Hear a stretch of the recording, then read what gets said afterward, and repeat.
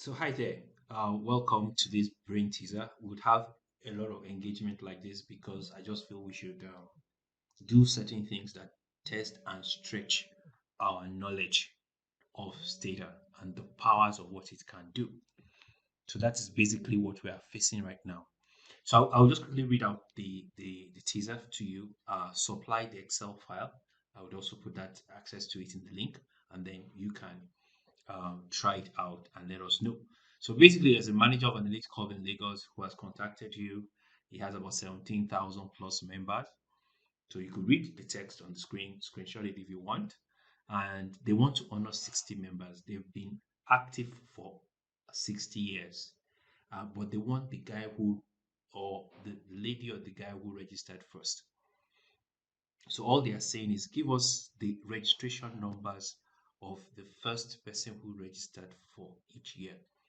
Now, what makes it interesting is that I want you to try and solve this problem with the file I'm going to supply, but I don't want you to use more than 10 lines of code in Stata to resolve the problem.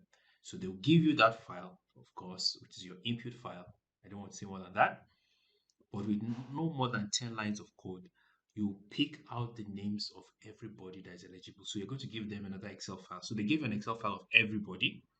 You are going to return an Excel file with just 60 names, or rather 60 registration IDs, and say these are the 60 who are eligible for this award. So I'm wishing you all the best. I'll just share with you shortly the Excel file that I'm going to talk about. Just 1 minute. So this is the Excel file that uh, it has over 17,000 names or IDs rather. So we have the month of registration, the day of registration, the year of registration, and the registration ID. 4 columns, very simple and straightforward. So the goal is to we'll give you this file. What we want now, just give us the registration IDs of the 60 that qualify. So if this is very tough for you, that's also fine. I mean, I don't expect everybody. There are people who are not beginners, but I also want beginners to be challenged. Just look at it and ask yourself, all that I have learned on this website, I mean, on this YouTube channel, can I use this knowledge to get this information? So, and you keep challenging yourself until you can resolve challenges like this in the future. So, I would also want you to attempt no matter how feeble it is, attempt, stretch yourself. You may go beyond 10 codes, lines of code, that's fine. But the idea is that we want to also make sure that you produce codes that are efficient. You don't need sometimes 60 pages of do files to get something done. So that's the goal, of course. And the goal is just to make sure that everybody can look at creative ways of using Stata without wasting too much space or too much codes.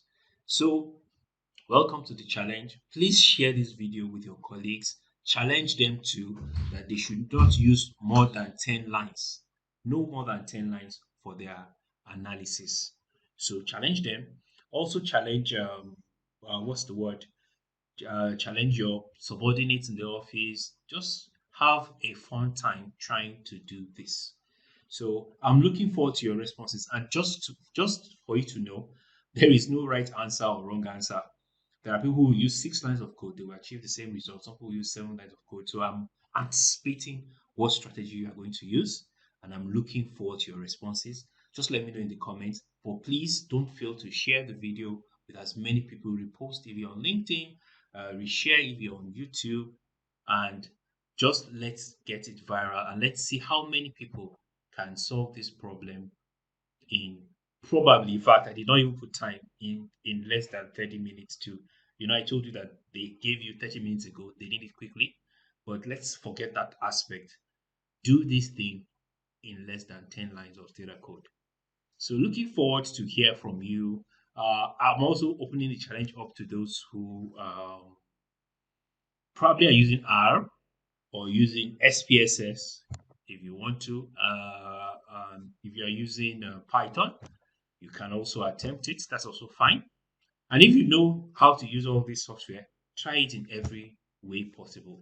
So I'm looking forward to the interesting answers. And please also note this. I'm also looking forward to learn But these are the kind of things that keep me up at night because I think we should be engaging ourselves creatively, stretching our minds. I call it our mental muscles to think creatively and strategically.